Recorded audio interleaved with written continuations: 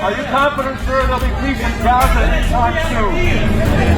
Presiden Amerika Serikat Donald Trump mengumumkan bahwa Perdana Menteri Israel Benjamin Netanyahu telah menerima rencana perdamaian 20 poin yang digagas Gedung Putih untuk mengakhiri perang di Gaza. Ini berarti akhir segera bagi perang itu sendiri, kata Trump saat konferensi pers bersama Netanyahu di Washington pada Senin 29 September 2025.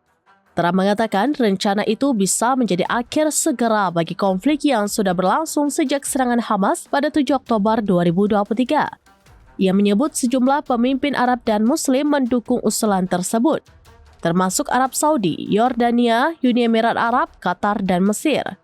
Isi proposal antara lain pembebasan seluruh tawanan dalam 72 jam, gencatan senjata menuju permanen, penarikan bertahap pasukan Israel, pelucutan senjata Hamas, serta pembentukan pemerintahan transisi di bawah pengawasan internasional. Selain itu, Trump menunjuk dirinya bersama mantan Perdana Menteri Inggris Tony Blair sebagai pimpinan Badan Pengawas Perdamaian. Di satu sisi, Hamas belum memberikan sikap resmi. Pejabat Hamas Mahmud Mardawi menegaskan pihaknya bahkan belum menerima dokumen rencana itu dan hanya mendapat penjelasan dari mediator Qatar serta Mesir.